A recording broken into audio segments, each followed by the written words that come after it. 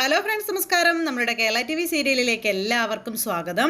അങ്ങനെ നമ്മുടെ രേവതിക്ക് മനസ്സിനാകെ ഒരു വിഷമം. ഇനി താൻ കാരണം എന്തെങ്കിലും പ്രശ്നം ഉണ്ടാകുമോ? കാരണം ആ ഒരു തേങ്ങ പൊട്ടിയതിൻ്റെ ആ ഒരു വിഷമത്തിൽ ഇങ്ങനെ നിൽക്കുന്ന സാഹചര്യത്തിലാണ് രേവതിക്ക് ഈ ഒരു പേടി.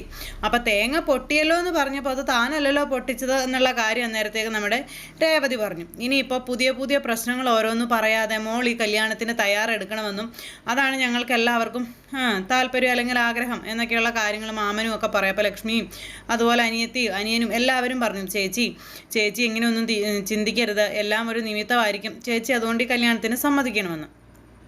അങ്ങനെ രേവതി ആ കല്യാണത്തിന് സമ്മതിച്ച് അങ്ങനെ നിൽക്കുമ്പോഴാണ് സച്ചി വീട്ടിലേക്ക് വന്ന സച്ചിയോട് അച്ഛൻ നാളത്തെ പെണ്ണുകാണൽ ചടങ്ങിന് പോകാൻ പങ്കെടുക്കണം എന്നുള്ള കാര്യം പറയുന്നതും. അപ്പോൾ അങ്ങനെ അത് പറഞ്ഞു കഴിഞ്ഞപ്പോഴത്തേക്കും ഞാൻ വരുന്നില്ല അച്ഛാ, എല്ലായിടത്തും ഞാനായിരിക്കും എന്തെങ്കിലും പ്രശ്നക്കാരൻ, അതുകൊണ്ട് ഇനിയിപ്പോൾ നാളെ എന്തെങ്കിലും പ്രശ്നം ഉണ്ടായാലും അത് എൻ്റെ തലയിൽ തന്നെ വരും, അതുകൊണ്ട് ഞാൻ ഇതിനകത്ത് ചേരുന്നില്ല, അല്ലെങ്കിൽ ഒന്നിനുമില്ല, അച്ഛൻ ഏട്ടനും ഒക്കെ കൂടെ പോയാൽ മതിയെന്നും പറഞ്ഞുകൊണ്ട് ഇങ്ങനെ പറഞ്ഞു. അപ്പോൾ അത് കേട്ട് കഴിഞ്ഞപ്പോൾ എടാ മക്കളെ എങ്ങനെയാടാ എന്നൊക്കെ ചോദിച്ചു. എനിക്കാണെങ്കിൽ അവനെക്കുറിച്ച് നല്ല അഭിപ്രായമൊന്നും അല്ല ഉള്ളത്, അങ്ങനെയുള്ളപ്പോൾ ഞാൻ എന്തിനാ അതിനകത്തേക്ക് തലയിടാൻ വരുന്നത് എന്നൊക്കെ മകൻ ഇങ്ങനെ അച്ഛനോട് ചോദിക്കാം. അപ്പോൾ ഇവർ തമ്മിൽ ആ ഒരു സംസാരിച്ചുകൊണ്ടിരിക്കുമ്പോൾ ഒരു കാരണവശാലും താൻ വരില്ല, താൻ കാരണം ഇനി നടക്കാനിരിക്കുന്ന കല്യാണം ആണെങ്കിൽ പോലും അത് മുടങ്ങേണ്ട കാര്യമില്ല, മാത്രമല്ല അച്ഛൻ പറഞ്ഞത് സ്ഥിതിക്ക് ആ കുടുംബമാണെങ്കിൽ വളരെ ദരിദ്രപ്പെട്ടൊരു കുടുംബമല്ലേ, അവിടുത്തെ ആ ഒരു സാഹചര്യങ്ങളൊക്കെ നമുക്ക് മനസ്സിലാകുമല്ലോ അച്ഛാ. ഇനി ഞാനായിട്ട് ചെന്ന് പ്രശ്നങ്ങളുണ്ടാക്കി അവിടുത്തെ കല്യാണം മുടങ്ങി അതൊന്നും വേണ്ട അച്ഛാ, അതൊന്നും ശരിയാവില്ല അച്ഛാ എന്നും പറഞ്ഞ് മകൻ ഇങ്ങനെ പോകാതെ അച്ഛനോട് പറയുന്നു. അപ്പോൾ സച്ചി പറഞ്ഞ കാര്യങ്ങളൊക്കെ ശരിയാണ്, ഒരു കണക്കിന് നോക്കിയാൽ സച്ചി പറഞ്ഞ കാര്യങ്ങളൊക്കെ ശരിയാണ്. അപ്പോൾ അതുകൊണ്ട് അതങ്ങനെ തന്നെ തീരുമാനിക്കാൻ അദ്ദേഹവും തീരുമാനിച്ചു. അങ്ങനെ ഇതെല്ലാം കഴിഞ്ഞതിന് ശേഷം വീട്ടിൽ പെണ്ണ് കാണാൻ പോകുന്നതിനെ പറ്റിയുള്ള കാര്യങ്ങളെല്ലാം മൊത്തത്തിൽ ഇങ്ങനെ സംസാരവും കാര്യങ്ങളും ഒക്കെ ആയി. ഇതെല്ലാം കഴിഞ്ഞപ്പോഴത്തേക്കും നമ്മുടെ രേവതി അവിടെ ആകെ ടെൻഷൻ അടിച്ചിരിക്കുക. ഇത് നല്ല രീതിക്ക് വരുമോ അല്ലെങ്കിൽ അത് മോശമായിരിക്കുമോ, എടുക്കുന്ന തീരുമാനം ശരിയാകുമോ എന്നൊക്കെയുള്ളൊരിത്.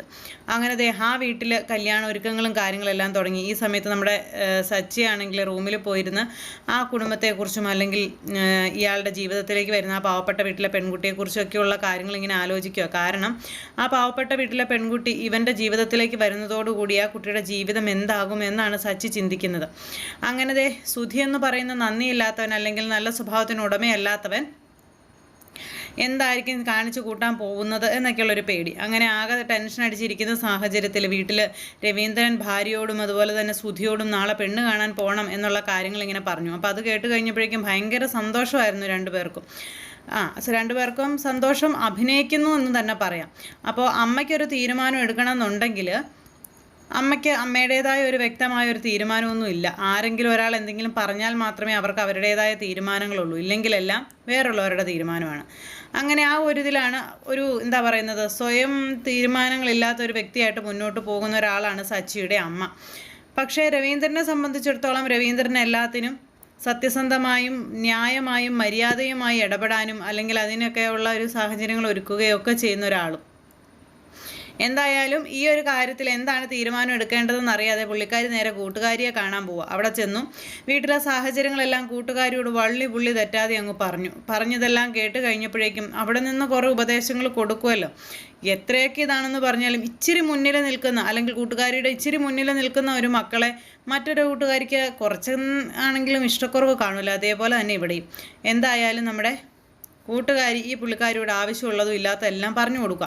അപ്പം ഞാൻ കുറച്ച് ടെസ്റ്റുകളൊക്കെ വെക്കുന്നുണ്ടെന്നും അതിൽ കുറച്ച് ടെസ്റ്റുകളൊക്കെ അവൾ പാസ്സാവണം, അവസാനത്തെ ടെസ്റ്റ് പാസ്സായി കഴിഞ്ഞിട്ടുണ്ടെങ്കിൽ നിനക്ക് എൻ്റെ മോൻ്റെ കല്യാണം കൂടാം, അല്ലെന്നുണ്ടെങ്കിൽ ആ കല്യാണം ഒരിക്കലും നടക്കാൻ പോണില്ല എന്നും പറഞ്ഞുകൊണ്ട് സച്ചിയുടെ അമ്മ ഇങ്ങനെ അവിടെ നിന്ന് പറയാം. അപ്പോൾ സുധിയെ വിദ്യാഭ്യാസം ഇല്ലാത്ത പെണ്ണിൻ്റെ കൂടെ അയക്കില്ല അല്ലെങ്കിൽ ആ പെണ്ണിനെ കൊണ്ട് കെട്ടിക്കില്ല എന്നാണ് പുള്ളിക്കാരി പറഞ്ഞതിൻ്റെ ധ്വനി. അങ്ങനെ ആ ഒരു തീരുമാനങ്ങളുമായിട്ട് കൂട്ടുകാരിയുമായിട്ട് സംസാരിച്ച് പുള്ളിക്കാരി അവിടെ ഇരിക്കുന്നു. ഈ സമയത്താട്ടോ നമ്മുടെ ചെറുക്കൻ വീട്ടുകാർ വരുന്നതിൻ്റെ ആ ഒരു ഒരുക്കങ്ങളും കാര്യങ്ങളും ഒക്കെ ആയിട്ട് നമ്മുടെ രേവതി ഒരുങ്ങി റെഡിയാകുന്നത്. അതുപോലെ തന്നെ അനിയത്തിയും അമ്മയും കൂടെ ഒരുക്കിയൊക്കെ നിർത്തുന്നു.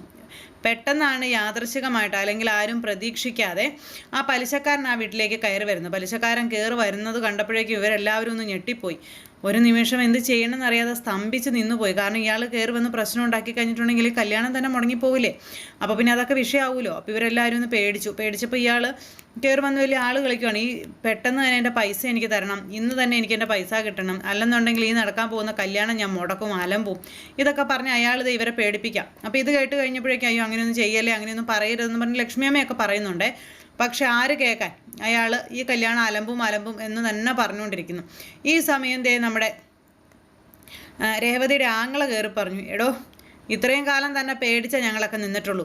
ഈ കല്യാണം അലമ്പാനങ്ങാനും താൻ ശ്രമിച്ചാൽ, അല്ലെങ്കിൽ അതിനു വേണ്ടി താൻ എന്തെങ്കിലും ഗൂഢാലോചന നടത്തിയാൽ ഉറപ്പായിട്ടും തന്നെ ഞാൻ കൊന്നിരിക്കും, അതിന് യാതൊരു മാറ്റമില്ല എന്ന് പറഞ്ഞു. അപ്പോഴേക്ക് ഇയാൾ പറഞ്ഞു, പിന്നെ നീ ഒന്ന് പോടതൊക്കെ, നീ മനുഷ്യൻ ആളെ പേടിപ്പിക്കാതെ പോടാ, കാശെടുക്കടാന്ന് പറഞ്ഞപ്പോൾ ഇത് ഞാൻ വെറും വാക്ക് പറയുന്നതല്ല, ഞാൻ ക്ഷമിച്ച് ക്ഷമയുടെ നെല്ലിപ്പലക കണ്ട് നിൽക്കുന്ന ഒരാളാണ്. തന്നെ ഞാൻ കൊല്ലുമെന്ന് പറഞ്ഞാൽ കൊല്ലും, അതിന് യാതൊരു മാറ്റവും ഇല്ല. തനിക്ക് ചാവണോ അതോ കാശ് വേണോ, എന്താ വേണ്ടതെന്ന് വെച്ചാൽ പറഞ്ഞോളാൻ പറഞ്ഞു. തൻ്റെ പൈസ തരുമെന്ന് ഞങ്ങൾ പറഞ്ഞിട്ടുള്ളതല്ലേ, അല്ലാതെ ആ പൈസ തരാതെ ഞങ്ങൾ ഇവിടുന്ന് ഓടി പോകുമെന്നൊന്നും പറഞ്ഞിട്ടില്ലല്ലോ. അതുകൊണ്ട് ആ പൈസ തരും, അത് കിട്ടുന്നത് വരെ താൻ മിണ്ടാതെ ഈ പരിസരത്ത് പോലും അടുക്കാതിരുന്നോളണമെന്ന് പറഞ്ഞ് ആങ്ങളെ കൊച്ച് ഭീഷണിപ്പെടുത്തി. അപ്പോൾ അവനങ്ങനെ പറയുന്നത് കേട്ട് കഴിഞ്ഞപ്പോഴത്തേക്കും പലിശച്ചേട്ടന് ചെറിയൊരു പേടി. ചെറുക്കൻ ഇച്ചിരി മുറ്റാണെന്നുള്ള കാര്യം മൊത്തത്തിൽ എല്ലാവർക്കും അറിയാം.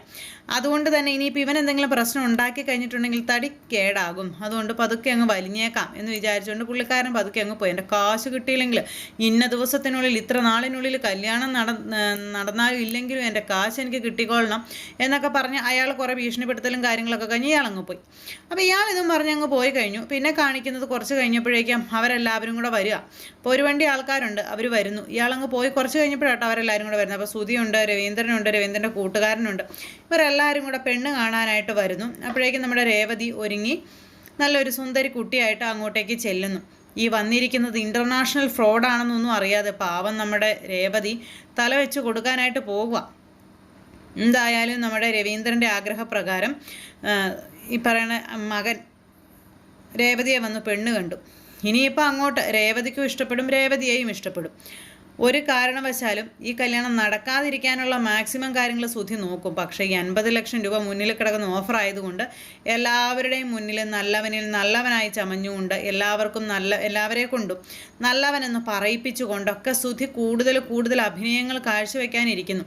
അപ്പോൾ പാവപ്പെട്ട വീട്ടിൽ കയറി വന്ന സുധിയുടെ ആത്മാർത്ഥത, അല്ലെങ്കിൽ ആ ഒരു സ്വഭാവം, ഇതൊക്കെ കണ്ടു കഴിഞ്ഞപ്പോഴേക്കും അമ്മയ്ക്കാണെങ്കിലും അനിയനാണെങ്കിലും അനിയത്തിക്കാണെങ്കിലും അതുപോലെ തന്നെ നമ്മുടെ മാമനാണെങ്കിലും ഒക്കെ സുധിയെ ഭയങ്കരമായിട്ട് അങ്ങ് ഇഷ്ടപ്പെട്ടു. അപ്പോൾ അങ്ങനെയൊക്കെയുള്ള ഒരു സിറ്റുവേഷനും കാര്യങ്ങളൊക്കെ കൂട്ടിയിണക്കിക്കൊണ്ടാണ് നമ്മുടെ നാളത്തെ കഥ വരുന്നത്. അപ്പോൾ എല്ലാവരും കാണണം, ആരും തന്നെ മിസ് ചെയ്ത് കളയരുത്. എല്ലാവരുടെയും സപ്പോർട്ടിനും സ്നേഹത്തിനും ഒത്തിരി നന്ദി അറിയിക്കുന്നു. സൂപ്പർ ഹിറ്റ് കഥയുമായി കാണുന്നത് വരെ എല്ലാവർക്കും നന്ദി. അതോടൊപ്പം നമ്മുടെ ചാനൽ ആദ്യമായിട്ട് കാണുന്നവരുണ്ടെങ്കിൽ ഒന്ന് സബ്സ്ക്രൈബ് ചെയ്യണം കേട്ടോ. തൊട്ടടുത്ത് കാണുന്ന ബെൽബട്ടൺ അമർത്തി കഴിഞ്ഞിട്ടുണ്ടെങ്കിൽ ഞാനിടുന്ന വീഡിയോസ് എപ്പോഴും നിങ്ങൾക്ക് ആദ്യമേ തന്നെ കാണാൻ കഴിയുന്നതായിരിക്കും. അപ്പോൾ ഒരിക്കൽ കൂടി എല്ലാവരോടും ഹൃദയത്തിൻ്റെ ഭാഷയിൽ നന്ദി അറിയിച്ചുകൊണ്ട് നിർത്തുന്നു. Thank you. See you again. Take care. Bye by.